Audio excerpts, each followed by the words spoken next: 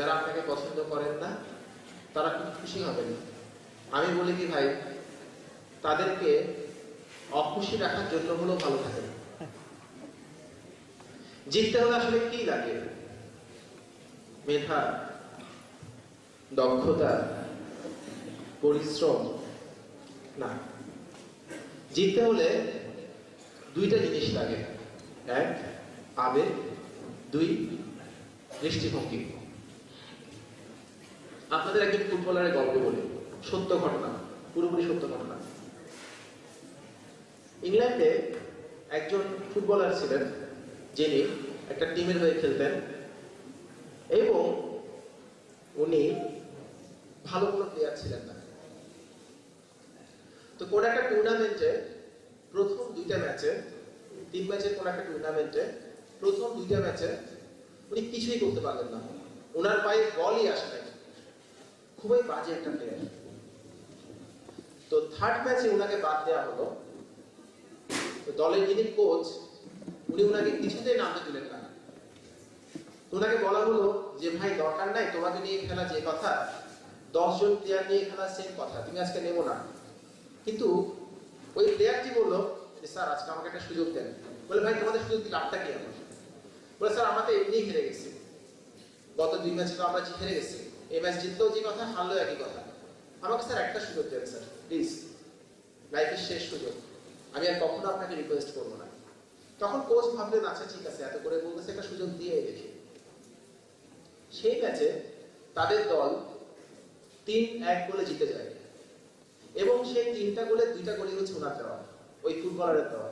Coach তো দেখে অবাক, কি ব্যাপার, সে তো ভালো খেলা পারে, সে আজকে এত ভালো খেললো, গত 2 ম্যাচে খেললো না। আবার অনেকে বলতেছে আরে না স্যার ও এত ভালো খেলতে পারে না, কিভাবে খেলছে, আন্দাজে খেলছে। তখন তাকে খেলা শেষে কোচ ডেকে পাঠালেন যে ভাই তুমি তো ভালোই খেলো, তুমি গত 2 ম্যাচে খেলো নাই কেন? বলে স্যার আমি বাসায় যাচ্ছি। কোনো কথা বলে না। বলে না না বলে যাও, তোমার আসলে কি হয়েছিল গত 2 ম্যাচে বলো তো, আজকের মতো খেলে তো আমরা জিতে যেতাম। স্যার তুমি বাসায় যাবে। সরি স্যার আমি বলবো না। তুমি গোয়ান্তুমি করতেছো আমার সাথে, আমি যদি তোমাকে দল থেকে বের করে দিব। স্যার আমি আর আসবো না স্যার।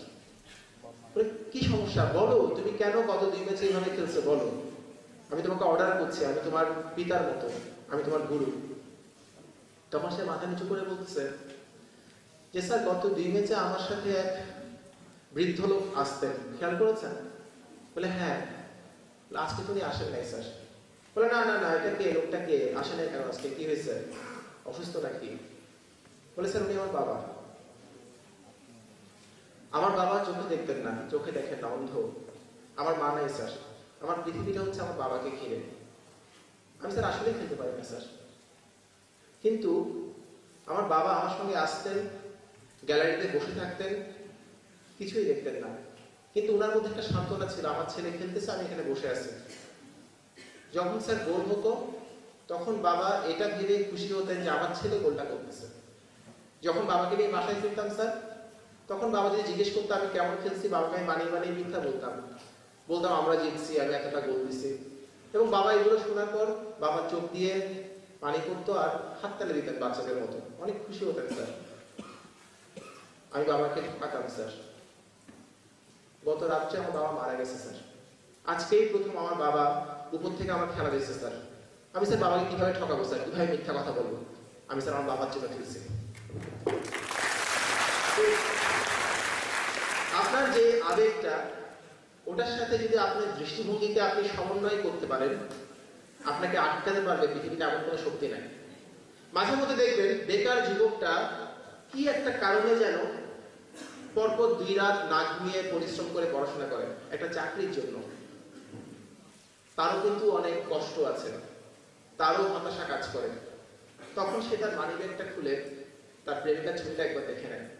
তখন তার যে শক্তিটা আসে, ওই শক্তিটা তাকে এগিয়ে নেয়। এটা কোনো দক্ষতায় আসে না ভাই, এটা কোনো পরিশ্রমে আসে না, এটা আবেগের ফলে আসে, ওটা তৈরি করে। আমরা অনেকেই বলি টেনশনে ভালো পরীক্ষা দিতে পারি না, খুব টেনশন তাই ভালো পরীক্ষা দিতে পারি না। আরে ভাই আপনি যখন পরীক্ষা দিচ্ছেন তখন আপনাকে কয়জনের প্রত্যাশার চাপ মাথায় রাখতে হয়? আপনার বাবা, আপনার মা, আপনার ভাই, আপনার বোন বা 2 জনে, আপনার প্রিয় মানুষটা, কতজন হবে ভাই? 6 জন, 7 জন, 8 জন, এর বেশি তো হবে না। আপনি 8 জনের প্রত্যাশার চাপ মাথায় রাখতে পারেন না। একজন সাকিব আল হাসান যখন ব্যাটিংয়ে নামেন তখন তাকে কত কোটি মানুষের প্রত্যাশার চাপ মাথায় রাখতে হয় বলেন? আপনি কি তার চেয়ে টেনশনে থাকেন? সেটা কোনো এক্সকিউজ না আসলে।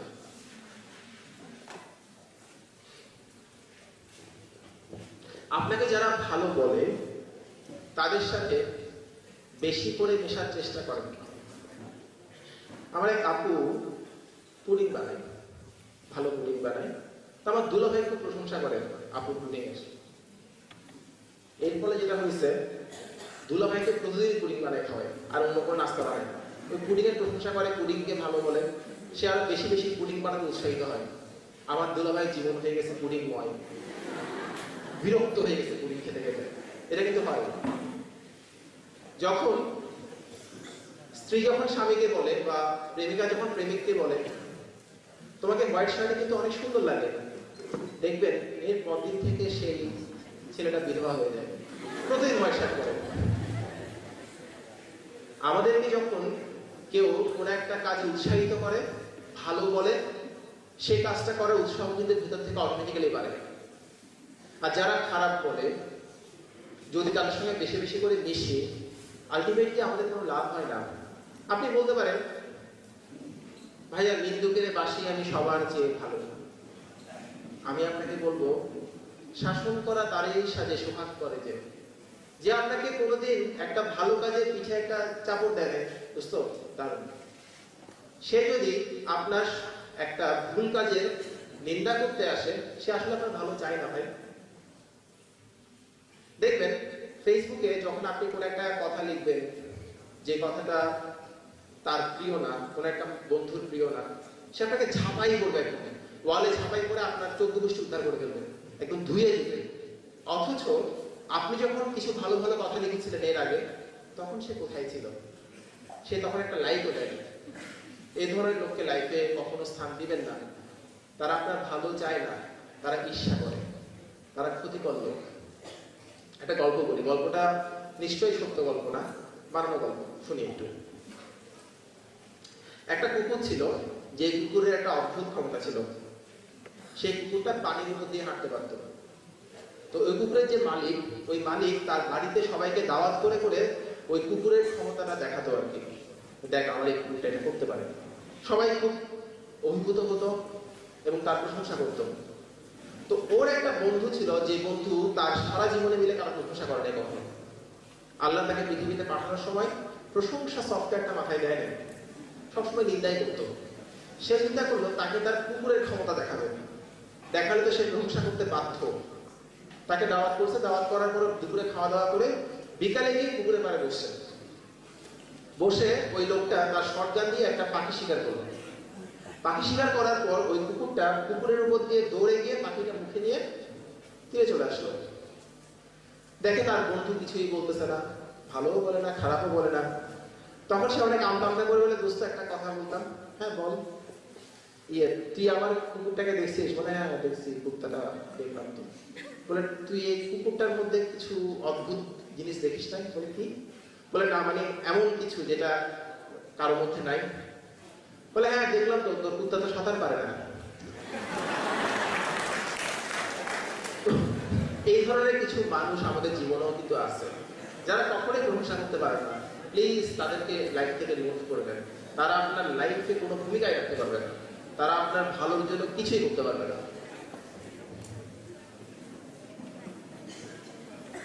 Eat that frog.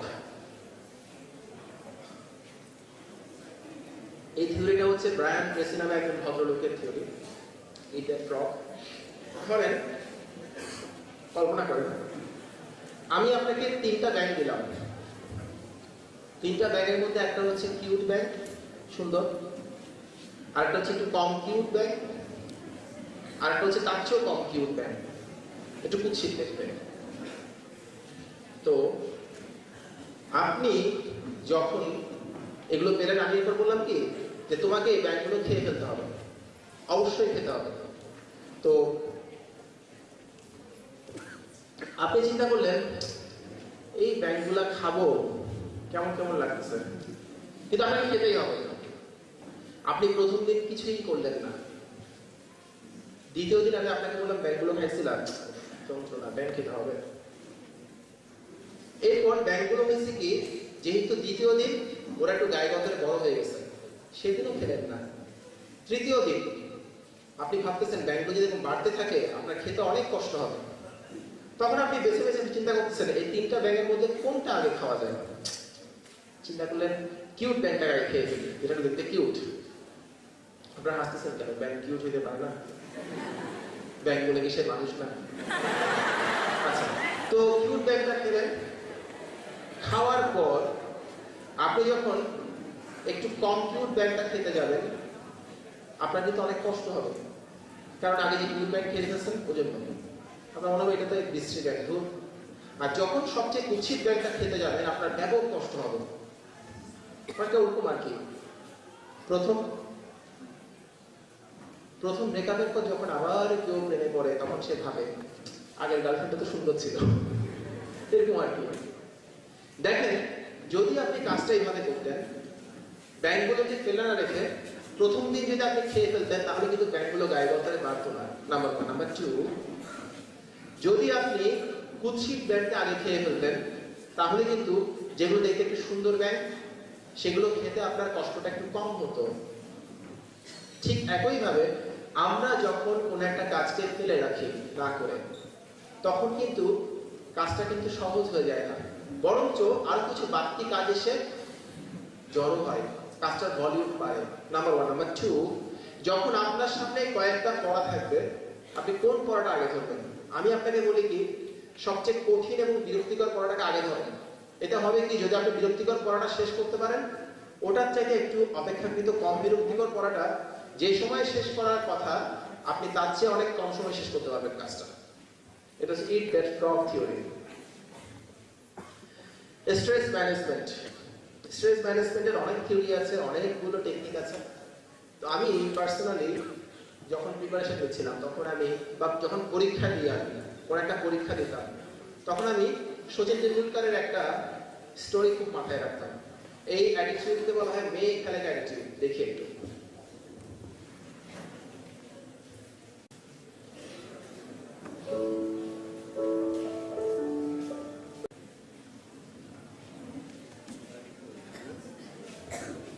'৯৯ সালের একটা ম্যাচটা ছিল, ওই একটা বল মাছ ধরতে হয় তাহলে আপনার 2 হাত দরকার হবে, এক হাতে সম্ভব না। অর্থাৎ ওই বড় জিনিসটা ধরার জন্য আপনাকে 2টা ছোট জিনিস হাত থেকে ফেলে দিতে হবে। আপনি ভাবতেছেন এই বল মাছটাকে ধরবো নাকি ধরবো না, কই মাছগুলোকে ফেলে দিব, এত স্বাধীন কই মাছ ফেলবো, এরকম চিন্তা করতে করতে বল মাছটা ওখান থেকে চম্পট দিচ্ছে, চলে গেছে ওখান থেকে। ওই জন্য বলছি 2টা ছোট জিনিসকে ধরতে 2 হাত লাগে, একটা বড় জিনিসকে ধরতেও 2 হাত লাগে। সিদ্ধান্ত আপনার, আপনি বড় জিনিসকে ধরবেন নাকি যেতে দিবেন। আপনার লাইফে যখন অনেকগুলো জিনিস নিয়ে আপনি ব্যস্ত থাকেন, তখন যদি আপনার কোনো বড় কোনো সুযোগ আসে, তাহলে ওই একটা বড় সুযোগ ধরার জন্য আপনাকে হয়তো একাধিক সুযোগ হাতছাড়া করতে হবে, একাধিক জিনিস হাতছাড়া করতে হবে। সিদ্ধান্ত আপনার, আপনি কি সেই সুযোগটাকে গ্রহণ করবেন নাকি যেতে দিবেন। জিরাফ। যখন জিরাফের শিশু যখন জন্মগ্রহণ করে, জিরাফের বাচ্চা, তখন মা জিরাফটা কি করে জানেন? ওই বাচ্চাটার কাছে গিয়ে জোরে একটা লাথি মারে। বাচ্চাটা মনে করে হাই হাই, এই দুনিয়ায় ল্যান্ড করলাম মাত্র, এখনই লাথি খাচ্ছি, কাহিনী কি? ও কিছু বুঝে ওঠার আগে মা জিরাফ আরো জোরে লাথি মারে একটা। তখন তার টনক পড়ে, কিরে ভাই, এখানে সামথিং ইজ রং, আমার মা আমাকে লাথি মারতেছে কেন, আমার সবচেয়ে কাছের মানুষটা আমাকে লাথি মারতেছে কেন? মানুষ না, জিরাফ। তখন ওর মা করে কি আরো জোরে লাথি মারে। তখন সে বুঝে ফেলে এখন যদি আমি না দাঁড়াই, দৌড় না মারি, যদি এখান থেকে না পালাই, মা আমাকে আরো একটা লাথি মারবে। তখন সে দৌড়াতে শুরু করে। তো মা জিরাফ যখন সে দৌড়াতে শুরু করে তখন তার কাছে গিয়ে তাকে কিস করে আর বলে সাবাস তোরা। কারণ ও যদি ওই দৌড়াতে না শিখে তাহলে ওই বেবি জিরাফের যে নরম সুস্বাদু মাংস সেটা সিংহ, হায়না ওরা খেয়ে ফেলবে। ঠিক একইভাবে মাঝে মধ্যে লাইফকে লাথি মারতে হয়, জোরে লাথি মারতে হয়, অনেক জোরে। করতে না পারেন তাহলে আপনার লাইফের কন্ট্রোল নেওয়া আপনার পক্ষে সম্ভব হবে না। কষ্ট দিতে হয় লাইফকে। ওয়েট লঙ্গার গেট বিগার, একটা ভিডিও ক্লিপ দেখি। এই ভিডিও ক্লিপটার নাম হচ্ছে দ্য মার্শম্যালো টেস্ট। মার্শম্যালো চিনেন না? একটা চকলেট বলে দেওয়া, চকলেটটা ক্যান্ডি, মুখে যদি মিলিয়ে যায় ক্যান্ডি। এটা একটা ম্যানেজমেন্ট টেস্ট, বিখ্যাত একটা তারা দুটো মার্শম্যালো পেয়েছে, আর যারা পারে নাই তারা একটা মার্শম্যালো নিয়ে সন্তুষ্ট ছিল, কিছু করার ছিল না। ঠিক একইভাবে আমেরিকার একটা জরিপ সংস্থা জরিপ করে দেখতে পেয়েছিল যারা গ্র্যাজুয়েশন করার পর ছোটখাটো কোনো একটা চাকরিতে নিজেকে সেটেল করে ফেলে, তারা সাধারণত জীবনভর সেই চাকরিটাই করে যায়। আর যাদের ক্যারিয়ার গোল থাকে একটু ভালো, একটু ওয়েট করে, নিজেকে সময় দেয়, তারা সাধারণত বিগার গোল অ্যাচিভ করতে পারে। এটাই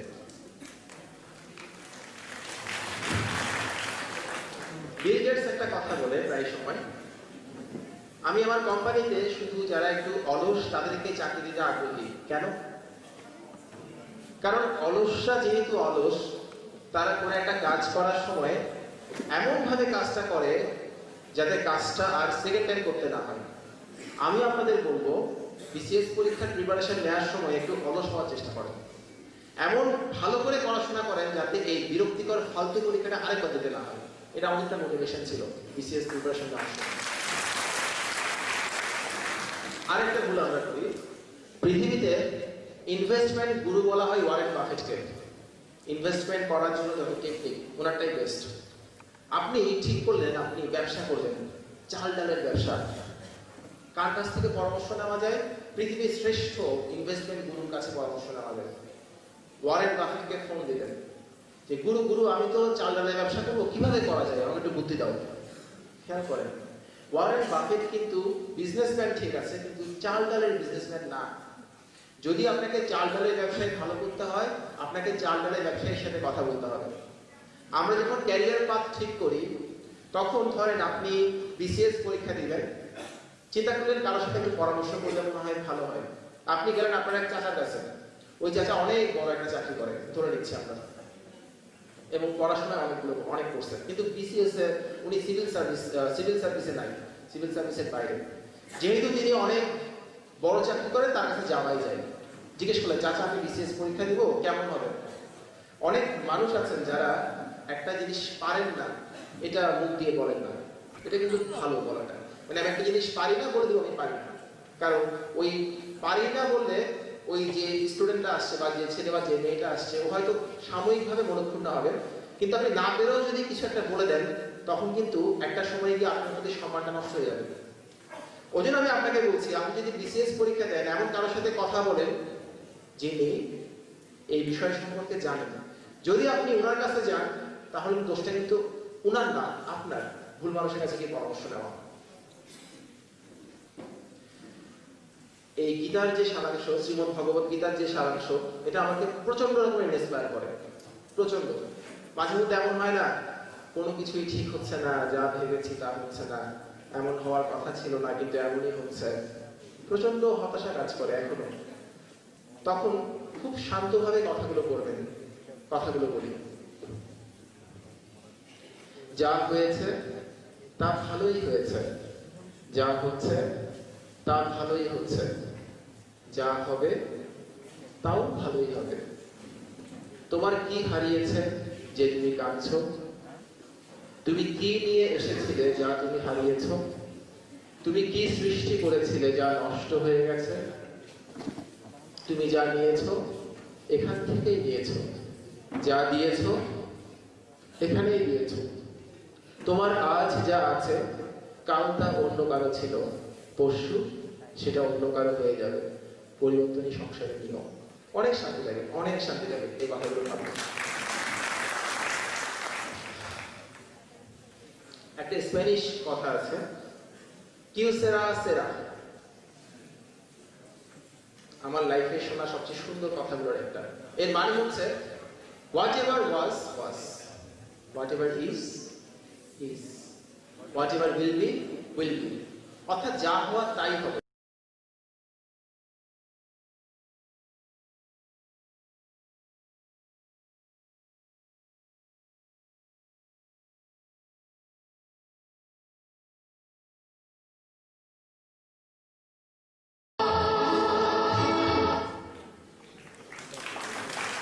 মতো করে কয়েকটা পয়েন্ট লিখেছি আমি যেটা ভাবি, যেটা মনে করি। It's not the opposite of failure as popularly believed. It's just living without sights. আফসোস বা দীর্ঘশ্বাস ছাড়া বাঁচাই হচ্ছে সাফল্য। সাফল্য ব্যর্থতার বিপরীত শব্দ নয়। It's making your style others' favorite brand even if it's foolish. আপনার যে স্টাইলটা, এটা যদি অনেকেই তাদের প্রিয় ব্র্যান্ড বানিয়ে ফেলে, আপনি সাকসেসফুল, আপনি সফল। দেখবেন বিশ্বকাপ ফুটবলের সময় অনেকেই তাদের চুল এমন করে কাটাই ফেলে, দেখছেন না? দেখতে কিন্তু যে খুব সুন্দর লাগে তা কিন্তু না, কিন্তু যাদের চুল ওই স্টাইলের তারা কিন্তু সাকসেসফুল, কারণ তাদের স্টাইলটা যতই বোকার মতো হোক না কেন, কেউ না কেউ তাদের এটাকে ফেভারিট ব্র্যান্ড বানাই ফেলছে। ধরেন আমি আমার প্যান্ট ছিঁড়ে গেল এখানে, আমি এটা করে চলে আসছি, আপনারা ভাবছেন এটা একটা স্টাইল, ছিঁড়ে দিই আমার pant, I am successful. It's sometimes making people laugh, listening to your even worst jokes. আপনার সবচেয়ে পচা কৌতুকগুলো শুনে যদি লোকজন হাসে, ইউ আর সাকসেসফুল। দেখবেন অফিসের বসরা অনেক সময় কিছু কিছু কৌতুক বলে যেগুলো এতই বাজে, কেউ যদি বলে না যে এটা কৌতুক ছিল, বোঝাই যায় না, এমনও হয়। বাট আপনার দায়িত্ব হচ্ছে বসের কৌতুক শুনে হাসা, এটা আপনার চাকরির একটা অংশ। আমি যখন কাজ করতাম শুল্ক গোয়েন্দায়, তো আমি আমার এক জয়েন্ট কমিশনারের রুমে বসে আছি। জয়েন্ট কমিশনার হচ্ছে অ্যাসিস্ট্যান্ট কমিশনারের দুইটা প্রমোশন পর হয় আর কি, assistant commissioner, deputy commissioner, joint commissioner, additional commissioner, commissioner, এভাবে হয়। তো স্যার আমাকে খুবই স্নেহ করেন, স্যার একটু বোকাশোনা মানুষ অবশ্য। স্যারের রুমে বসে আসছে, হঠাৎ করে ওখানে আমাদের এক এডিশনাল কমিশনার স্যার আসলেন। ওই স্যার আমাকে পছন্দ করেন বিশেষ একটা কারণে, সেটা হচ্ছে স্যার প্রচুর বই পড়তে ভালোবাসেন, স্যার সাহিত্য সম্পর্কে অনেক ভালো জানেন, অনেক কিছু সম্পর্কে জানেন স্যার। তা আমাকে পেয়ে বলে, শুনে তো ভালো হয়েছে, তোমার সাথে একটু গল্প করি। তো বিভিন্ন প্রসঙ্গে কথা বলতে বলতে একটা প্রসঙ্গ আসলো যে বাংলা উপন্যাসের সেরা উপন্যাসিক কে? আমি বললাম স্যার মানিক বন্দ্যোপাধ্যায়। বলে না মানিক না, বঙ্কিমচন্দ্র। না স্যার বঙ্কিমচন্দ্র না, বেস্ট যদি বলেন মানিক বন্দ্যোপাধ্যায়। কেন বেস্ট? এটা আমি ওনাকে একদম যুক্তি তর্ক দিয়ে বুঝালাম স্যারকে। আর আমার যে জয়েন্ট কমিশনার, আমি কিছুই বলতেছে না, উনি একবার আমার দিকে তাকায়, একবার স্যারের দিকে তাকায়, স্যার বইটাই করতেন না, স্যার এটাতে অংশগ্রহণই করতে পারতেছেন না। পরে যখন আমি অনেক যুক্তি দিয়ে স্যারকে বুঝালাম, ডিকশন, স্টাইল, এসব দিয়ে যখন স্যারকে বুঝালাম, তখন স্যার খুব বিরক্ত হয়ে বিরস বদনে স্বীকার করলেন, আচ্ছা ঠিক আছে মানিক অবশ্য ভালো দেখে, ঠিক আছে, তবে তুমি কিন্তু একটু বঙ্কিমও করবা। এটা বলে স্যার উঠে যাচ্ছে। আচ্ছা বঙ্কিম করছি স্যার, মানিক বেস্ট স্যার। বলে বুঝছি। আমার জয়েন্ট কমিশনার এখন কিছুই বলে নাই, উনি আমাদেরকে তাকাই বলে, ওনার কথা বলার স্টাইল একটু ভিন্ন রকম, আমি চেষ্টা করতেছি স্যারকে অনুকরণ করার জন্য। তাই সুশান্ত, তোমার চাকরির বয়স কত বছর হয়েছে? বললাম স্যার 2 বছর এখনো হয়নি। তুমি কি ইতিপূর্বে কখনো চাকরি বাকরি করছো? না স্যার, আমার প্রথম চাকরি। বিয়ান্তক পোলা, সরি স্যার, বেকুব পোলা, বিসিএস এর ফার্স্ট হয়েছে, মাথার মধ্যে মাল নাই। স্যার আমি কি করছি স্যার? বঙ্কিম যদি মানিক থেকে ভালো লিখে, তোমার কোনো ব্যক্তিগত সমস্যা আছে? আমি বললাম স্যার নাই, কিন্তু স্যার লিখে না স্যার, বিশ্বাস করেন। সো আমি মিয়া বই টই পড়ি না, আমার বাজুম কও, বঙ্কিম তো ভালো জিনিস। তুমি কি বুঝতে পারছো তোমার উপরে স্যার একটু অসন্তুষ্ট হয়েছে? স্যার একটু বুঝতে পারছি। শোনো মিয়া, বঙ্কিমরে তুমি যদি জিতাইতা, তুমি জিতে যাইতা, বুঝছো? স্যার বুঝছি। শোনো, তোমার আমি স্নেহ করি, কিন্তু তুমি যে এখন বলদ আগে বুঝি নাই। আমি যখন চাকরিতে প্রথম জয়েন করি, তখন আমার পোস্টিং ছিল যশোরে। আমার যে কমিশনার ছিল, সেই কমিশনার আমাদের সঙ্গে টেনিস খেলতেন। আমি আল্লাহর রহমতে ভালোই টেনিস খেলতাম, চ্যাম্পিয়ন ছিলাম বিশ্ববিদ্যালয়ে। কিন্তু স্যার টেনিস খেলা কিছুই পারতেন না। স্যারের সঙ্গে টেনিস খেলা, স্যারকে জেতানো ছিল খুব কঠিন কাজ। অথচ নিয়ে আমি সেই কঠিন কাজটা কইরা গেছি দিনের পর দিন। আমার কি কষ্ট হয় নাই মনে করো? স্যার আমারে অত্যধিক স্নেহ করতেন। আমার তিনজন ব্যাটসম্যান ছিল যারা স্যারের সঙ্গে খেললেই জিতত, স্যার তাদের নাম পছন্দ করতেন। বিভিন্ন মিটিংয়ে বলতেন এই ছেলেটা খুব ভালো ছেলে কিন্তু টেনিস একটু কম পারে, আমি তার টেনিস খেলা শেখাই, আমার কোচিং ভালো হতো। It's making your failures worth mentioning by others. অর্থাৎ যখন অন্যরা আপনার ব্যর্থতাগুলো নিয়ে কথা বলেন এবং সেটা নিয়ে আপনার একটু অস্বস্তি হয় না শুনতে, আপনি সাকসেসফুল। এবং আপনি যখন আপনার পুরনো ব্যর্থতা নিয়ে হাসি মুখে কথা বলতে পারেন, ইউ আর সাকসেসফুল। যখন আপনি যে কোনো পরীক্ষার জন্য পড়াশোনা শুরু করবেন, তখন যদি দেখেন অন্যরা যা পারে আপনি তার কিছুই পারেন না, তখন দুটো কাজ করবেন, যেটা আমি করতাম। নাম্বার 1, প্লিজ প্রথমেই দেখেন ওরা যা করতেছে এটা কি আদৌ করা দরকার কিনা, কিংবা ওরা যা পারে সেটা কি আদৌ করা দরকার কিনা। ওরা যদি অন্ধভাবে সেটা পারে, অন্ধভাবে অনুসরণ করে, আপনার দরকারটাকে অনুসরণ করেন। আমার ক্ষেত্রে এই জিনিসটা হচ্ছে, আমি বলি, আমি যখন বিসিএস পরীক্ষার জন্য প্রিপারেশন দেওয়া শুরু করলাম, তখন দেখতাম পোলাপান ধুমসে কারেন্ট অ্যাফেয়ার্স পড়ে। আজকের বিশ্ব, কালকের বিশ্ব, কালকের বিশ্ব নাই বলতেছি আর কি, এইগুলো পড়ে। কারেন্ট অ্যাফেয়ার্স, কারেন্ট নিউজ, এগুলো পড়ে। আপনারা কেউ কারেন্ট অ্যাফেয়ার্স পড়ছেন? যারা আসছেন এখানে পড়ে দেখছেন? যারা পড়েন নাই তাদেরকে বলি, এটা পড়াটা হচ্ছে পৃথিবীর সবচেয়ে অমানসিক কাজগুলোর মধ্যে একটা। এগুলো মাথার মধ্যে লোড করা, বোঝাই করা। আর আমি সাধারণ জ্ঞানটা একেবারেই পারতাম না। কোচিংয়ে যখন পরীক্ষা দিতে যাই, প্রথম পরীক্ষায় পাইছিলাম 100-তে 17। বুঝেন আমার অবস্থা কি পরিমাণ, কোন অবস্থায় ছিল। সেকেন্ড, আমারটা ছিল লোয়েস্ট মার্কস, সেকেন্ড লোয়েস্ট ছিল মনে হয় 38। তখন আমি চিন্তা করলাম, আমি যে সাধারণ জ্ঞান পারি না, আমি কি করবো? পরে দেখলাম আমি যে পারি না এটা কোনো সমস্যা না, যেহেতু চাকরিটা আমার দরকার, আমাকে পারতে হবে, চেষ্টা করতে হবে। তখন দেখলাম ওই কারেন্ট অ্যাফেয়ার্স পড়াটা আসলে খুব বিরক্তিকর, আজকের বিশ্ব মুখস্থ করাটা অনেক বিরক্তিকর। তখন আমি কোয়েশ্চেনের প্যাটার্ন স্টাডি করা শুরু করলাম, আগের বছরের প্রশ্ন, কিংবা পিএসসি, বিসিএস ছাড়া অন্যান্য যে পরীক্ষাগুলো নেয়, সরকারি চাকরির পরীক্ষা, সেগুলোর প্রশ্ন স্টাডি করা শুরু করলাম। দেখলাম ওই কারেন্ট অ্যাফেয়ার্সে যে একেবারে সাম্প্রতিক বিষয়গুলো থাকে, সেই সাম্প্রতিক বিষয়গুলো থেকে পরীক্ষায় আসলেই প্রশ্ন কেমন আসে। আমাদের সময় প্রিলিমিনারি হতো 100-তে, আমি দেখলাম 100-তে ওখান থেকে প্রশ্ন আসে খুব বেশি হলে 2 থেকে 3টা ম্যাক্সিমাম, এর বেশি কখনোই আসে না। তখন আমি চিন্তা করলাম, আমি যদি এই 2 থেকে 3 নাম্বারকে যদি আলাদা অবস্থায় মাফ করে দিই, আমার কি হবে? ওই 2 থেকে 3 নাম্বারের জন্য আমাকে যে পরিমাণ সময় নষ্ট করতে হচ্ছে, যে পরিমাণ প্রেশার দিতে হচ্ছে, যদি আমি ওই সময় ইংলিশ পড়ি, ম্যাথস পড়ি, বিজ্ঞান পড়ি, বাংলা পড়ি, তাহলে আমার মার্কস বাড়বে কমপক্ষে 25। আমার জন্য কোনটা ভালো? সেকেন্ড অ্যাপ্রোচটা।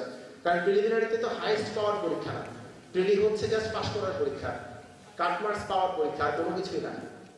আমি এই কাজটাই করছিলাম। আপনাকে দেখতে হবে আপনি যা করতেছেন তা আসলে করা দরকার কিনা, কিন্তু অন্যরা যা পারে তা আসলে করা দরকার কিনা। আমাদের এক ভাইয়া ছিল, উনি বিসিএস দেয় আর হয় না, বিসিএস দেয় আর হয় না। বিশ্বাস করেন উনি অসাধারণ ক্লাস নিতেন, অসাধারণ সাধারণ জ্ঞান পড়ায়। ওনাকে আপনি জিজ্ঞেস করেন যে ক্লিনটনের বান্ধবীর কুত্তার নাম কি, তাও পারে, সব পারে, সব সব। কিন্তু এই মানুষটা ওই সাধারণ জ্ঞান ছাড়া কিছুই পারে না। জিজ্ঞেস করলে যে আমার নানার একটা কালো কুকুর ছিল, উনি নিশ্চিত বলবেন my grandfather was A black dog. এইরকম কোন একটা স্পেশাল বিষয়ে পণ্ডিতের কোনো লাভ নেই। ওই জন্য আপনাকে একটু কেয়ারফুলি অ্যাপ্রোচ করতে হবে যে আপনি যেটা করতেছেন সেটা করা দরকার কিনা, যেটা অন্যরা করতেছে আপনাকেও করতে হবে কেন, একটু বোঝার চেষ্টা করেন, কোশ্চেনটাকে ক্র্যাক করার চেষ্টা করেন, কোশ্চেনের ম্যাপিংটা মাথায় আনার চেষ্টা করেন, আপনাকে কি করতে হবে কি করতে হবে না, এবং ওটার জন্য সময় নেন। প্রয়োজনে 1 মাস প্রশ্ন স্টাডি করেন, পড়াশোনা করার দরকার নেই। এটা আপনার কাজ অনেক সহজ করে দেবে। অন্যরা যেটা 6 মাসে কভার করবে, আপনি কভার করবেন 3 মাসে। যদি 1 মাস সময় দেন, 1 মাস যোগ 3 মাস কত হলো? 4 মাস, ওদের কাছে 6 মাস। এটা অনেক ভালো হবে। আরেকটা কাজ করবেন না কখনো, সেটা হলো আপনার ক্লাসে একটা স্টুডেন্ট অনেক বেশি মার্কস পায়, আপনি তার সাথে কম্পিটিশনে গেলেন, কোনো লাভ হবে না। ধরেন আপনি অঙ্কে পেলেন 20, আপনার এক অমানুষ টাইপের বন্ধু আছে, ও পাইছে 99, আপনি তার সাথে কম্পিটিশন শুরু করলেন, কোনো লাভ হবে না।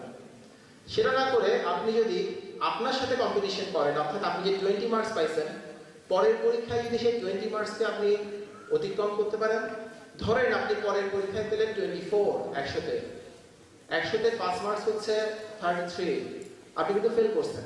কিন্তু আমি আপনাকে বলবো ইউ আর সাকসেসফুল, বিকজ আপনি গতদিনের আপনি চাইতে ভালো করতে পারছেন। সব সময় নিজেকে অতিক্রম করার চেষ্টা করেন, পৃথিবীর কারোর সঙ্গে কম্পিটিশনে যাবেন না, নিজের সঙ্গে কম্পিটিশন করেন এবং আপনি দেখেন আজকের আপনি গতকালকের আপনি চাইতে বেটার কিনা। যদি বেটার হন ইউ আর সাকসেসফুল, কারোর সঙ্গে কম্পিটিশনে যাওয়ার দরকার নেই। দুইটা ফ্যাক্ট শেয়ার করি। এই ধরনের যে কম্পিটিটিভ এক্সামগুলো আছে, বিসিএস, আইবিএ বা সিমিলার এক্সামস, এই এক্সামগুলোতে 50% ক্যান্ডিডেট যায় হচ্ছে ঘোরাঘুরি করতে, গেট টুগেদার করতে, কোনো প্রিপারেশন থাকে না। বাকি 50%-এর মোটামুটি পড়াশোনা থাকে। আর এই 50%-এর মধ্যে যাদের পড়াশোনা আছে কিছুটা, খুব বেশি পড়াশোনা করে যায় এবং নিজেকে ওই কম্পিটিশনে আসার জন্য প্রিপেয়ার করে যায় খুব বেশি হলে 7%। সো এত স্টুডেন্ট বিসিএস পরীক্ষা দিচ্ছে, এটা দেখে ভয় পাওয়ার কিছু নাই। ধরে নিই যদি 4 লক্ষ ক্যান্ডিডেট বিসিএস পরীক্ষা দেয়, এই 4 লক্ষ ক্যান্ডিডেট কিন্তু আপনার কম্পিটিটর না। যদি আপনি ভালো করে পড়াশোনা করেন, আপনার প্রতিযোগী সবাই না। 4 লক্ষর মধ্যে পড়াশোনা করে যাচ্ছে 2 লক্ষ, এবং সেই 2 লক্ষের মধ্যে রিয়েলি অনেক বেশি পড়াশোনা করে যাচ্ছে 7%। তার মানে কত হাজার? 14,000। আপনাকে ফাইট করতে হবে 14,000 স্টুডেন্টের সঙ্গে, 4 লাখের সাথে না, এটা মাথায় রাখবেন।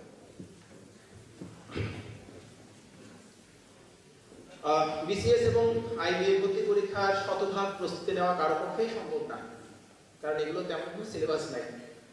তো জন্য আমার টেকনিক হচ্ছে, আমি শতভাগ চেষ্টা করব পরীক্ষার হলে সেই আমার শতভাগ আমার পক্ষে যা সম্ভব সর্বোচ্চ, পরীক্ষার হলে সেই শতভাগ পড়ার মধ্যে 60% মাথা থেকে চলে যাবে, 40% মাথায় থাকবে।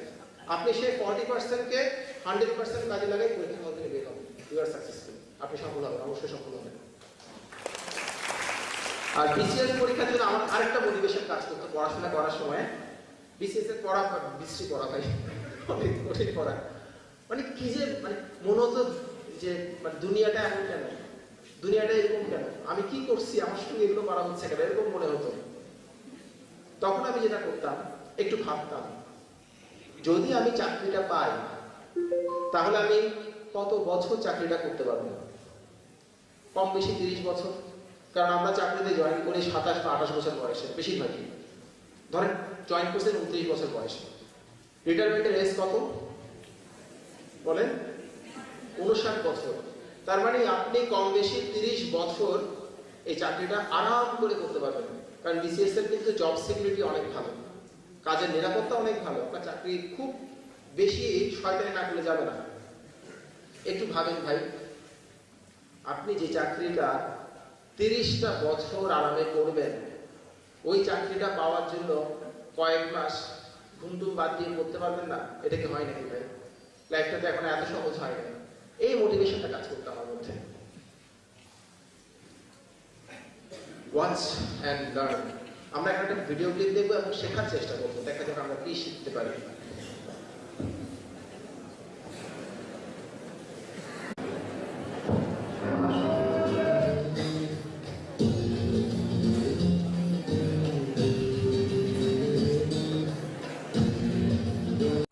যাতে আমি বুঝি, নাহলে অবস্থা হবে। Extra word, extra mind. আপনারা যারা অনার্সে আছেন তারা এখন থেকে একটা কাজ করবেন, আসলেই করবেন, করতে পারেন বলি নাই, করবেন। এটা আপনার যে কোনো চাকরি পরীক্ষায় হেল্প করবে। প্রথম আলো, Ittefaq, daily star, the Independent, the financial express, এই পত্রিকার, এসব পত্রিকার যে সম্পাদকীয় এডিটোরিয়াল, সেই সম্পাদকীয়কে অনুবাদ করবেন ইংরেজি থেকে বাংলা, বাংলা থেকে ইংরেজি। কাজটা করা খুবই কঠিন, আমি জানি, প্রথম দিকে খুবই কষ্ট হবে। যদি এই কাজটা করতে পারেন, আপনার ভোকাবুলারি অনেক বেড়ে যাবে, আপনার লেখার স্টাইল ডেভেলপ করবে এবং এডিটোরিয়াল ওই অংশে যেভাবে লেখা হয় বিসিএস এ কিন্তু ওই স্টাইলের অর্থাৎ ফর্মাল লেখা দরকার বিসিএস এর। আপনি বানাই লিখবেন ঠিক আছে, কিন্তু ফর্মাল লেখা দরকার। এই ফর্মাল লেখার স্কিলটা অনেক ডেভেলপ করবে এবং অন্যান্য চাকরির পরীক্ষাতেও ওটা হেল্প করবে। আপনি free hand writing style develop করবেন, ভোকাবুলারি বাড়বে। তবে এই কাজটা করা অনেক কঠিন, আমি আবারও বলছি, বাট ডু ইট। অনুবাদ করবেন। বিভিন্ন কলাম কিংবা আর্টিকেল পড়ার সময়ে কোন কলামিস্ট, কোন রাইটার কোন বিষয় নিয়ে লেখেন, কোন স্টাইলে লেখেন, একটা ডায়েরির মধ্যে লিখে রাখেন, একটা নোটবুকে লিখে রাখেন এবং ওদের কলামগুলো পড়ার সময় মিলাই দেখেন যে ওরা একই স্টাইলে লিখেন কিনা। রিডিং হ্যাবিট বাড়ান।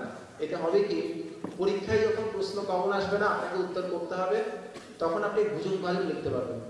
এবং পরীক্ষায় কিন্তু প্রচুর কোটেশন দিতে হয়, প্রচুর কোটেশন দিতে হয়। এত কোটেশন তো মাথায় থাকে না। যদি এই কাজটা করেন তাহলে বিভিন্ন লেখককে আপনার প্রয়োজনে ব্যবহার করতে পারবেন। বুঝতে পারছেন আমি কি বলছি? আপনারা কখনো কাজটা করেন নাই, আরেকজন নিজের লেখা আরেকজনের নামে চালাই দেওয়া, বাট বিসিএস এটা করতে হলে আপনার রিডিং হ্যাবিট বাড়াতেই হবে, বাড়াতেই হবে। কারণ কে কোন স্টাইলে লিখে আপনার জানতে হবে, কে কোন স্টাইলে কথা বলে বিভিন্ন টক শো দেখার সময় কিংবা ইন্টারভিউ দেখার সময় খেয়াল রাখবেন। তারা লিখে 21 টিভিতে অমুক তারিখ অমুক বলেছেন, এটা বিষয়ে অমুক। এগুলো মিলিয়ে নেওয়া কারোর পক্ষে সম্ভব না। এগুলো আমরা করছি, সবাই করছে কম বেশি। আমার টার্গেটে ছিল প্রতি পৃষ্ঠায় একটা করে কোটেশন দেবো, যেভাবেই হোক, কিংবা একটা করে ডাটা দিব, টেবল দিব, চার্ট দিব। এটা করার জন্য তো ভাই রিডিং হ্যাবিট বাড়ানোই লাগে। যেমন ধরেন রেহমান সোবহান স্যারের যদি কোনো একটা নাম ব্যবহার করে কিছু লিখেন, আপনাকে জানতে হবে রেহমান সোবহান স্যার খুবই কঠিন স্টাইলে লিখেন। আপনি যদি সেটা একটু ফলো করতে না পারেন তাহলে ছাত্র ধরে ফেলবে, যিনি খাতা কাটবেন তিনি। কিংবা আপনি বাংলাদেশের অর্থনৈতিক সমস্যা নিয়ে লিখছেন, আপনি ওখানে নাম চালিয়ে দিলেন জাফর ইকবাল স্যারের, হবে? এই জিনিসগুলো একটু জানতে হবে। প্রজেক্ট সিন্ডিকেট, এটা লেখাগুলো বেশ ভালো, গুগলে সার্চ দিলেই পাবেন। প্রজেক্ট সিন্ডিকেট খুবই ভালো, লেখাগুলো করতে পারেন। আর কোন একটা কলাম কিংবা আর্টিকেল পড়ার পর, এটা অবশ্যই আমি করতাম কাজটা, সেই কলাম কিংবা আর্টিকেলটাকে নিজের মতো লেখার চেষ্টা করবেন। যে কোনো টপিক পড়ার পর, টপিকটা অবশ্যই বিসিএস সঙ্গে সম্পর্কিত, সব টপিক কিন্তু বিসিএস পরীক্ষায় আসে না। ধরেন বাংলাদেশের কোনো একটা সমস্যা কিংবা বর্তমান সরকারের কোনো একটা নেতিবাচক দিক নিয়ে একটা আর্টিকেল পেপারে আসবে, এই জিনিস কোনোদিনও বিসিএস পরীক্ষায় আসবে না। আপনাকে জানতে হবে কোনটা কোনটা বাদ দিয়ে করতে হবে। ভেরি ইম্পর্টেন্ট, এটা ভেরি ইম্পর্টেন্ট। একটা আর্টিকেল কিংবা কলাম পড়ার পর আপনি নিজের মতো করে লেখার চেষ্টা করেন, আপনার লেখার স্টাইল অনেক ডেভেলপ করবে, ফ্রি হ্যান্ড রাইটিংটা হয়ে যাবে মাঝখানে। ভাইভা বোর্ডে যে বিষয়গুলো দেখা হয় বলে আমার মনে হয়েছে, সেগুলো আমি লেখার চেষ্টা করি একটু। মানে এই একটা স্লাইড দিয়ে ভাইভা হয়ে যায় আর কি। ভাইভার মোটামুটি পুরো জিনিসটা চলে আসে। আর ভাইভার বিসিএস এর ভাইভাটা কেমন হয়, কি করতে হয়, আমার যে বইটা দিলাম ওখানে আছে। প্রথমে দেখবেন পজিটিভ অ্যাটিটিউড, অর্থাৎ আপনার চিন্তা ভাবনা মানসিকতা ইতিবাচক কিনা, আপনার দৃষ্টিভঙ্গিটা ইতিবাচক কিনা সেটা একটু দেখেন। বিভিন্ন প্রশ্ন করার মাধ্যমে এটা কিন্তু বোঝা যায়। বডি ল্যাঙ্গুয়েজ, আপনার বডি ল্যাঙ্গুয়েজ কেমন, আপনার বডি ল্যাঙ্গুয়েজ আপনার মানসিক পরিপক্কতা সম্পর্কে ধারণা দেয়। আপনি ইন্টারভিউ দিচ্ছেন, এমন এমন করতেছেন, এমন এমন করতেছেন, এগুলো কিন্তু যারা ইন্টারভিউয়ার তাদের মধ্যে নেগেটিভ ইমপ্রেশন তৈরি করে। মেন্টাল ম্যাচুরিটি, মানসিক পরিপক্কতা, বিভিন্ন প্রশ্ন করার মাধ্যমে আপনার মানসিক পরিপক্কতার পরীক্ষা নেওয়া হবে ইন্টারভিউতে। রেডি উইথ, উপস্থিত বুদ্ধি, এটাও বিভিন্ন প্রশ্ন করে আপনার উপস্থিত বুদ্ধি আছে কিনা এটা একটু দেখবেন। আমি এক্সাম্পল দিতে পারছি না, দেরি হয়ে যাচ্ছে, এটা এক্সাম্পল বলি, স্কিপ করি। থট ক্ল্যারিটি, আপনাকে কোন একটা সিচুয়েশন বলা হবে, আপনি আপনার ফার্স্ট চয়েস তো বিসিএস প্রশাসন, ওকে, আপনি ধরেন কোন একটা উপজেলার ইউএনও হয়ে গেলেন, সেই উপজেলায় একটা দাঙ্গা লাগবে, আপনি কিভাবে সামলাবেন পরিস্থিতি। কিংবা আপনার ফার্স্ট চয়েস তো বিসিএস ফরেন অ্যাফেয়ার্স, আপনাকে কোন একটা কনফারেন্সে পাঠানো হলো, আপনার কাজ সেই কনফারেন্সে বিভিন্ন দেশ থেকে যারা এসেছেন তাদেরকে আমাদের দেশে আসতে ইনভাইট করা, আমাদের দেশের ট্যুরিজম সম্পর্কে 2 মিনিট বলা। আপনি কিভাবে বলবেন? তখন দাঁড়িয়ে বলতে হয়, এগুলো কিন্তু ফেস করতে হয়, যারা ক্যাডার হবে ফেস করতে হয়। ডিসেন্ট অ্যাপিয়ারেন্স, আপনার অ্যাপিয়ারেন্সটা ডিসেন্ট কিনা এটা তো বোঝেন সবাই কম বেশি। তারপর অনেকে জিজ্ঞেস করে, ভাইয়া বিসিএস পরীক্ষার ভাইবার দিন বা চাকরির ভাইবার দিন, কি পোশাক পরে যাব? আমার মনে হয় এইটুকু বুদ্ধি আমাদের আছে, কোন পোশাকটা একটু ফর্মাল। যেমন আমার এই পোশাকটা তো ফর্মাল না, আমি নিশ্চয়ই এই পোশাকটা পরে ভাইবা দিতে কখনোই যাব না। এটা খুব ইম্পর্টেন্ট। তারপর অনেকে বলে যে ভাই একটু আপনি বলে দেন কি পরে যাব। আমি আমারটা বলতে পারি, আমি যেটা পড়েছিলাম ভাইবা বোর্ডে 30তম বিসিএসে, আপনারা কাছাকাছি কিছু একটা পড়বেন। আমি বলেছিলাম হোয়াইট শার্ট, ব্ল্যাক টাই, পরে গরম লাগছে টাইটা খুলে ফেলছি, টাইটা পরে ঢুকি নাই। White shirt, black tie, Oxford shoe, black pant, black belt, black মোজা, আর ভিতরে না এনা এটিকেট, এটিকেট আদব কায়দা এইটা একটু দেখেন। ওখানে যারা ভাইবা নিতে বসে তারা সাধারণত মাঝ বয়সী লোক হন, অর্থাৎ আমার বাবা মার বয়সী কিংবা একটু বয়সী লোক হন। তারা খুব ভদ্র নম্র গোছের ছেলে মেয়ে পছন্দ করেন। আপনি যেমনই হন না কেন আপনার লেজটাকে লুকিয়ে রাখতে হবে ইন্টারভিউ করে, কিন্তু কিছুই জানেন না খুব ভদ্রভাবে, যাতে আপনাকে দেখলে খুব অ্যামিকেবল মনে হয়। এটা একটু মাথায় রাখতে হবে। কমন সেন্স, এটা তো বোঝেন সবাই কমন সেন্স কি। কুল টেম্পারামেন্ট, মেজাজ গরম করা যাবে না। আমার এক বন্ধু, তার ফার্স্ট চয়েস ছিল বিসিএস অ্যাডমিনিস্ট্রেশন। সে যখন গেছে তখন যাওয়ার পর তাকে 2টা প্রশ্ন করা হলো, সে 2টাই পারে না, একটাও পারে না।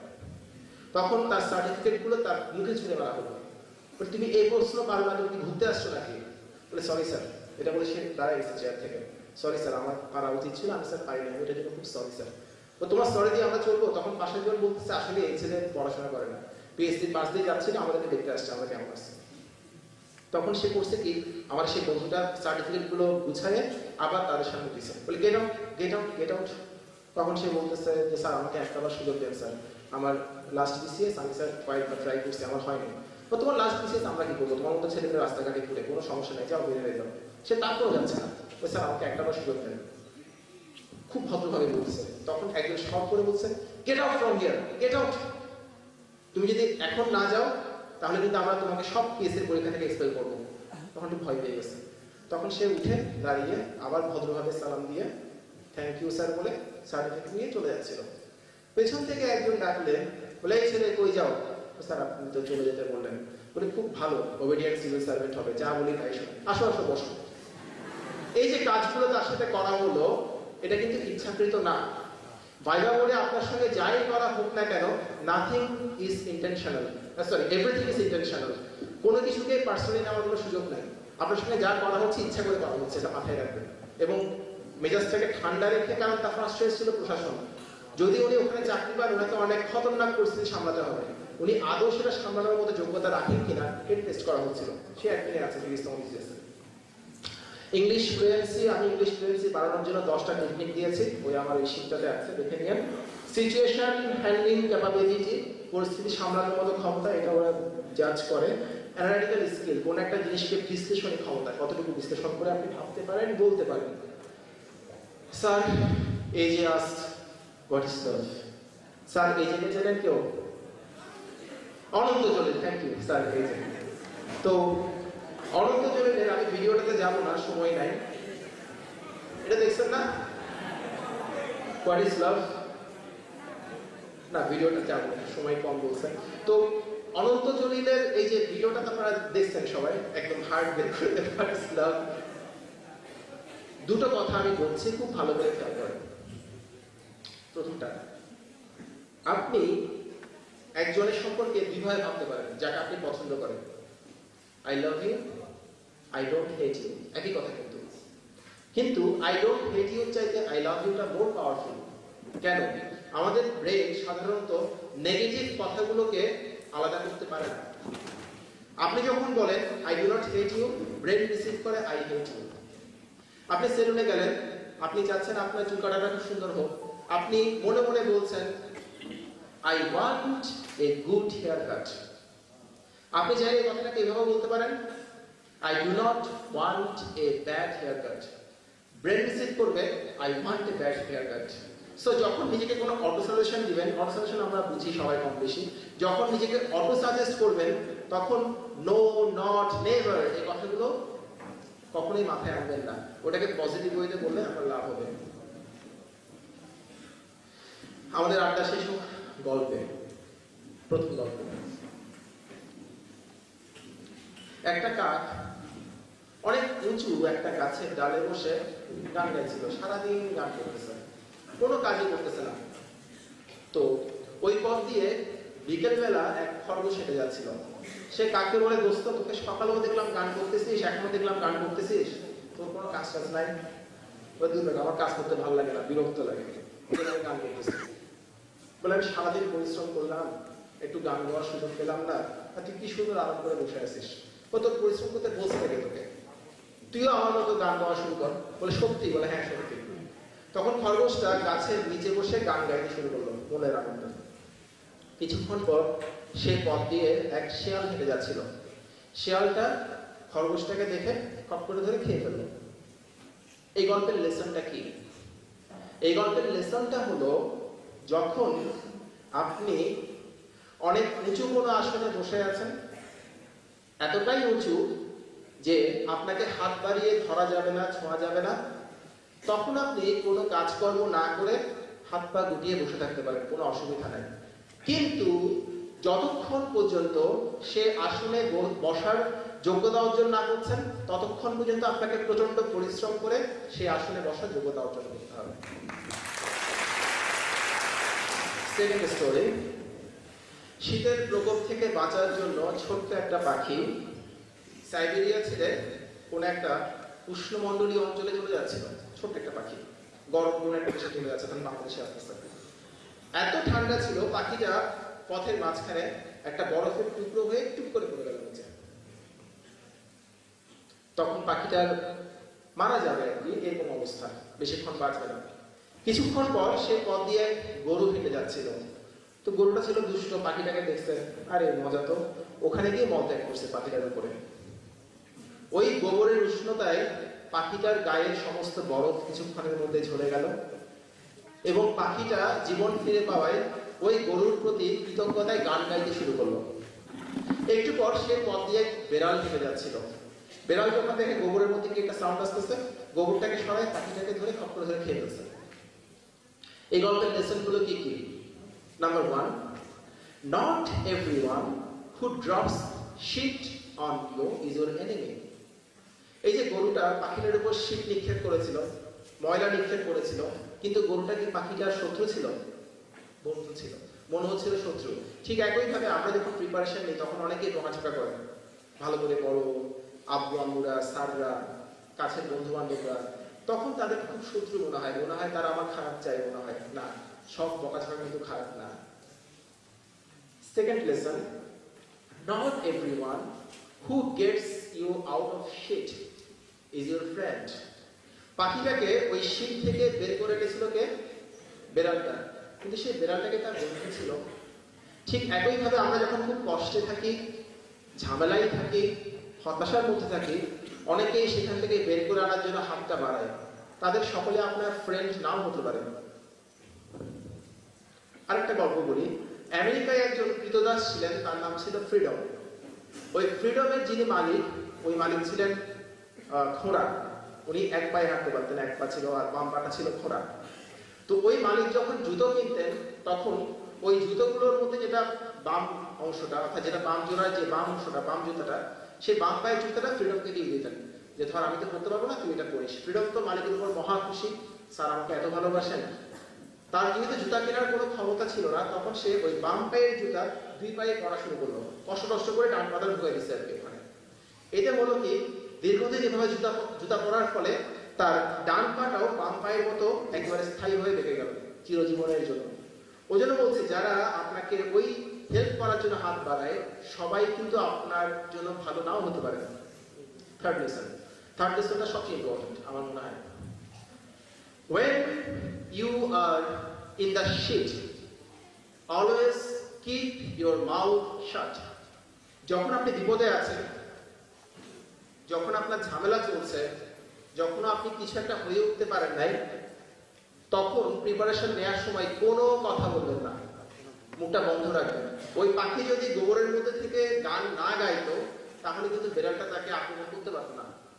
একইভাবে আপনি যখন বিপদে আছেন, তখন মুখটা বন্ধ রাখবেন, শুধু চোখ কান খোলা রাখবেন। একটা দিন আপনার আসবে, সেই দিনটা যখন আসবে, তখন আপনার কাজ, আপনার অ্যাচিভমেন্ট আপনার জন্য কথা বলে, আপনাকে মুখে কিছু বলতে হবে না, সেই দিনটা কিন্তু ওয়েস্ট করতে হবে।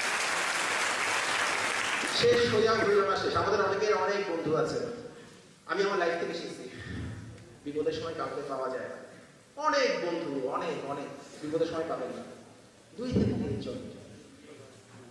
নেই কাজ তো কই কাজ, আমি এটা না বলি, আচ্ছা বলি। অনেকে জিজ্ঞেস করে যে আমি কেন কাজটা করি, আমি যে ক্যারিয়ার আড্ডা, অবশ্য অনেকদিন পরে নিচ্ছি ক্যারিয়ার আড্ডাটা, প্রায় 1.5 বছর পর। তো কেন আমি কাজটা করি, আমি সারাদিন দাঁড়িয়ে থাকি, কথা বলি, আমার এতে তো কোনো আর্থিক লাভ নাই, আমি কেন কাজটা করি? এটা করার আমার ফিলোসফিটা বলি, আমি আসলেই কেন করতেছি কাজটা। এই যে আমার লাইফের স্টোরি তো পুরোটা আপনাদেরকে বললাম যতটুকু সম্ভব ছিল। আপনাদের কি মনে হয় আমি লাইফে যে অবস্থানে ছিলাম, আমি তো শূন্য থেকে আসছি, একদম শূন্য থেকে আজকের অবস্থানে আসছি, একদম জিরো থেকে, নিজের চেষ্টায়, একদম নিজের চেষ্টায়। আমার কিন্তু আজকের অবস্থানে আসার কথা ছিল না, আমার কথা ছিল হারিয়ে যাওয়ার। আমি তো হারাই নাই ভাই। এই যে আমি আজকের অবস্থানে আসছি, এটা কিন্তু পুরোপুরি আমার নিজের যোগ্যতায় আসছে তাও কিন্তু না, আমি অনেকের থেকে বেশি ভাগ্যবান ছিলাম বলে আসছি আজকের অবস্থানে। তো আমার কাছে মনে হয় যে ধরেন আপনার স্যালারি পাওয়া প্রতি মাসে, কোন একটা মাসে আপনাকে স্যালারি দেওয়া হলো 20 টাকা, ওই বাড়তি 10 টাকা আপনাকে আল্লাহ কোনো না কোনোভাবে জোগাড় করে দিয়েছেন। আপনি যদি সেই 10 টাকা থেকে 5 টাকা দিয়ে না দেন, তাহলে কিন্তু পরবর্তী মাস থেকে আপনার সেই 10 টাকার বাড়তি সৌভাগ্য কেড়ে নেওয়া হবে, এটা বিশ্বাস করি। ঠিক একইভাবে আমি লাইফে যা পেয়েছি এটা আমার প্রাপ্য ছিল না। সো এটা যদি কিছু মানুষকে পেতে সাহায্য করার চেষ্টা না করি, তাহলে আমার এই বাড়তি সৌভাগ্যটা কেড়ে নেওয়া হবে। আমি সেই ভয় থেকে কাজ করি। সাঙ্ক কস্ট জিনিসটা কি? সিঙ্ক স্যাঙ্ক সাঙ্ক, এটা মানে যারা কমার্সে বিবিএ করে ওরা জানে, ইকোনমিক্সের একটা কনসেপ্ট। যে খরচটা ডুবে গেছে সেটা হচ্ছে সাঙ্ক কস্ট, যেটা হয়ে গেছে, যেটা নিয়ে কান্নাকাটি করলেও কিছু হবে না, সেটা হচ্ছে সাঙ্ক কস্ট। ধরেন আপনি কফি শপে বসে কফির অর্ডার দিলেন, টাকা অলরেডি পে করে ফেলছেন, 200 টাকা পে করে ফেলছেন। ধরেন কফি আসছে, আসার পর দেখলেন একটু পরে কফি চুমুক দিলেন মাত্র, কোত্থেকে একটা পোকা এসে ওখানে উঠে বসতেন, পোকাটা ওখানে ছটফট করে ওখানেই মারা গেছে, কফির মধ্যেই মারা গেছে। তখন আপনি ভাবতেছেন এই 200 টাকা খরচ করলাম, কফিটাকে ফেলে দিব, আবার খেতে ঘেন্নাও লাগতেছে, ওই পোকার গায়ে থেকে কতগুলো বের হয়েছে, এটা খাবেন না। অনেক চিন্তা করতে করতে চামচ দিয়ে পোকাটাকে ফেলে কফিটা খুব ঘেন্না নিয়ে খেয়ে ফেললেন। এরপরে পেট খারাপ হলো, অফিস করতে পারলেন না, ডাক্তারের চেম্বারে দৌড়াতে হলো, ডাক্তারের ফিস গেল, 3 দিন সুস্থ হওয়ার জন্য সময় লাগলো, ওষুধ কিনতে হলো, ডাক্তারের চেম্বারে যাওয়ার জন্য গাড়ি ভাড়া খরচ হলো। একটু খেয়াল করেন তো, যদি কফিটা আপনি তখন না খেয়ে ফেলে দিতেন, আপনার খরচ হতো কত টাকা? 200 টাকা। ফেলে না দেওয়ার কারণে আপনার আরো অনেকগুলো বাড়তি খরচ হলো না? হলো তো। ঠিক একইভাবে আমাদের লাইফে আমরা যা যা হারাইছি, যা যা পাই নাই, যা আমার পাওয়ার কথা ছিল বলে আমি বিশ্বাস করি, যদি আমরা সবসময় সেগুলো নিয়ে কান্নাকাটি করি, সবসময় সেগুলো নিয়ে ভাবি, তাহলে আমাদের সামনের চলার পথটা, ওই কষ্টটা বারবার টেনে ধরবে, আমার পাটা টেনে ধরবে, সামনে এগোতেই দিবে না। এইটা হবে কি, আমার লাইফে আরো অনেকগুলো দুঃখ, আরো অনেকগুলো কষ্ট, আরো অনেকগুলো যন্ত্রণা এসে অ্যাড হবে, আলটিমেটলি কোনো লাভ হবে না। যেটা সাঙ্ক কস্ট, যেটা হয়ে গেছে, সেটাকে একেবারেই ভুলে সামনে থেকে যেতে হবে। যত সেগুলো নিয়ে ভাববেন তত বেশি লাইফে লুজ করবেন। আমরা লাস্ট ভিডিও দেখবো আজকে রাতের।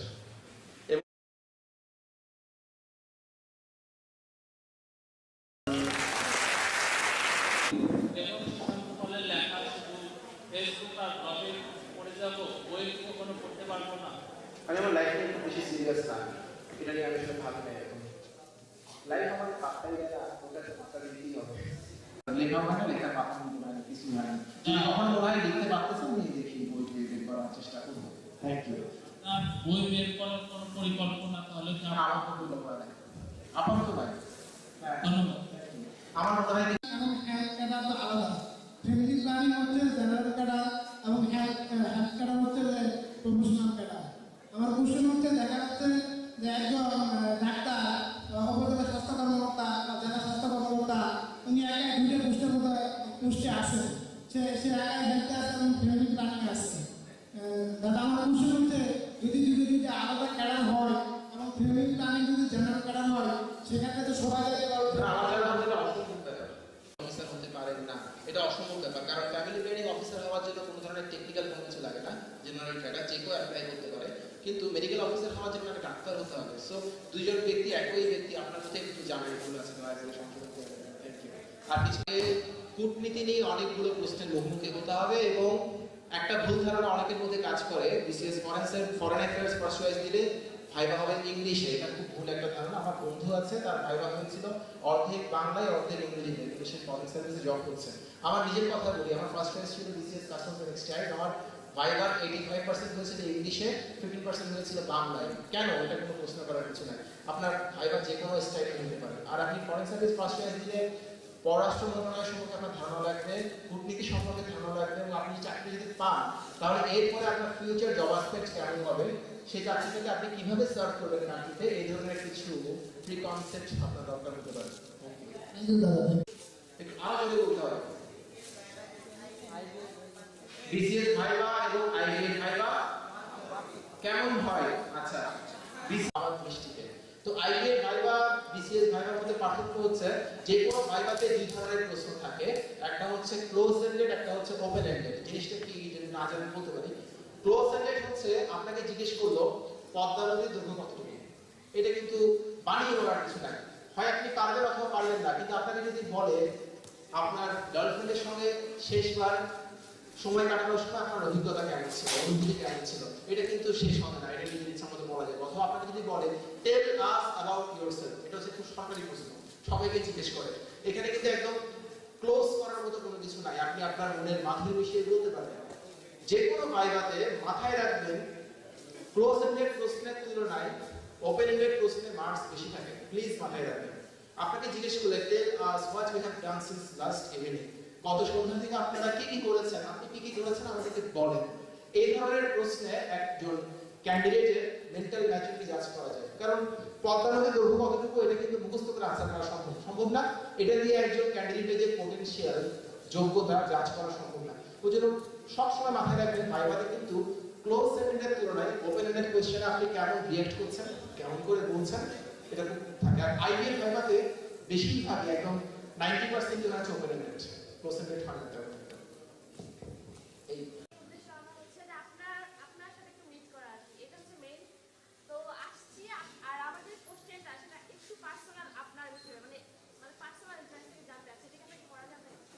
কতটা পার্সোনাল তার উপর ডিপেন্ড করে। হ্যাঁ বলেন, বলি।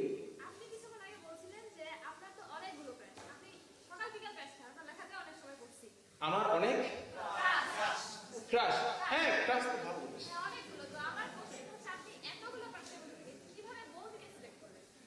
ও তো আমার ক্রাশ ছিল না। ক্রাশ হচ্ছে ক্রাশ খাওয়ার জন্য, আর স্ত্রী হচ্ছে বিয়ে করার জন্য। সম্ভব হলে আমি তাই করতাম। বলেন এরপর। বলতেছে যে আপনার কাছে সময়টা তো বেশি ছিল, 24 ঘন্টার চেয়ে একটু বেশি। মানে আপনার টাইম ম্যানেজমেন্ট প্রস্তুতির সময় আমাদের কাছে মনে হয়েছে যে আপনি হয়তো হিউজ টাইম পাইতেন সব বিষয়ে একদম ডিটেলসে জানার জন্য। আমার প্রশ্ন হলো যে আগামী 1-1.5 মাস যেটা সময় থাকবে আমাদের 38-এর জন্য, তো ওই সময়টাতে আপনার টাইম ম্যানেজমেন্ট কেমন ছিল? টাইম ম্যানেজমেন্টটা ছিল এরকম, সেটা ওই সময় আসলে কিছু করার ছিল না।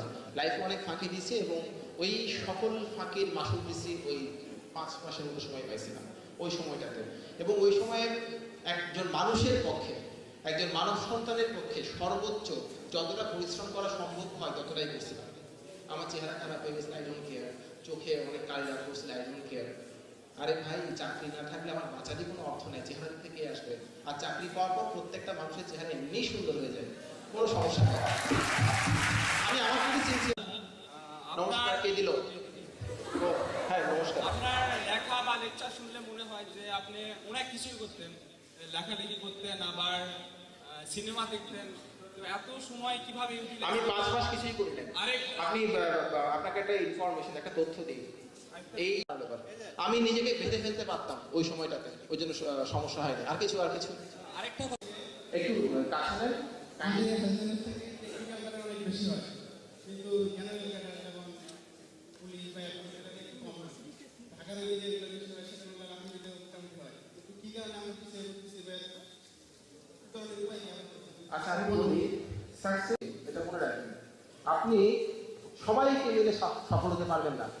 আপনার ভার্সিটি থেকে যারা টেকনিক্যাল ক্যাডার হচ্ছেন তারা হয়তো বা ততটুকু এফোর্ট দেন নাই, কিংবা তাদের ইচ্ছা টেকনিক্যাল ক্যাডার হওয়ার, জেনারেল ক্যাডারে চাকরি করার ইচ্ছাটাই তার নাই, তার ইচ্ছা সেটা সাবজেক্ট নিয়ে কাজ করবে, কোনো অসুবিধা নাই তো। আপনি যে জেনারেল ক্যাডারে হতে চান কোনো সমস্যা নাই, আপনাকে এফোর্ট দিতে হবে।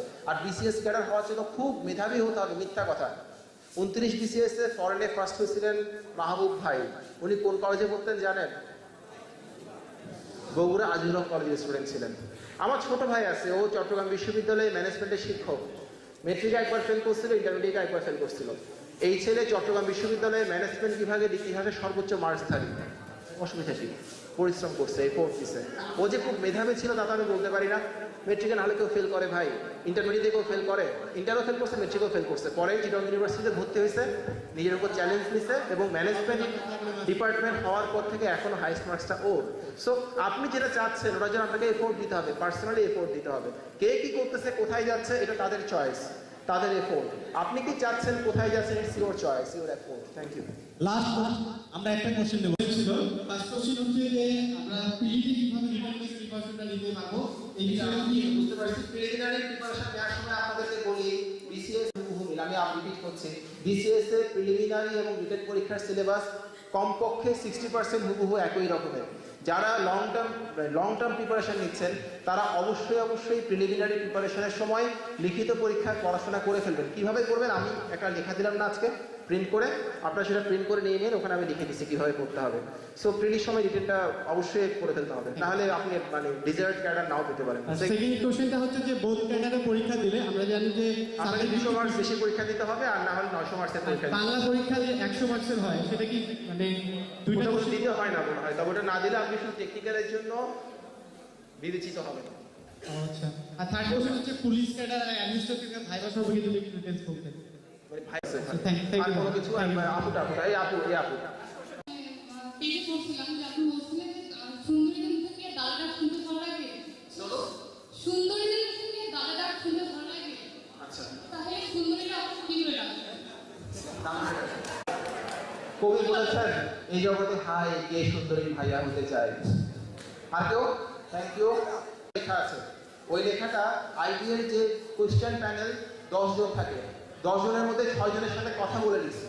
সো ওটা যথেষ্ট অথেন্টিক, ওটা একটু পড়ে নিয়ে আপনি জানতে পারবেন। আপনাকে বাড়তি এফোর্ট দিতে হবে, মিল নাই, সিলেবাসে মিল নাই। আর কিছু পড়াশোনার মনোযোগ ধরে রাখার জন্য সবচেয়ে দরকার আপনার পড়াশোনা করাটা দরকার কিনা সেটা বুঝতে পারা।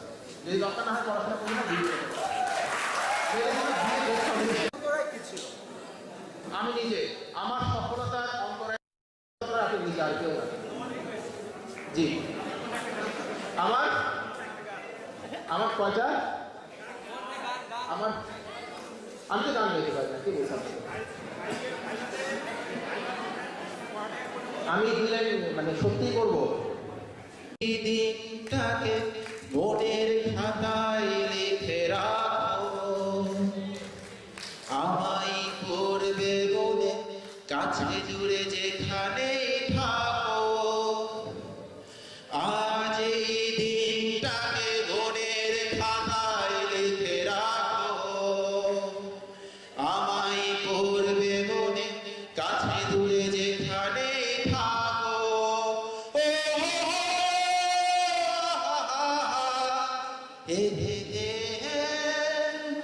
হাওয়ার গল্প আর পাখিদের গান শুনে শুনে আজ এই ফাল্গুনে দুটি চোখে স্বপ্ন শুধু আঁকো। হাওয়ার গল্প আর পাখিদের গান শুনে শুনে আজ এই ফাল্গুনে দুটি চোখে স্বপ্ন শুধু আঁকো।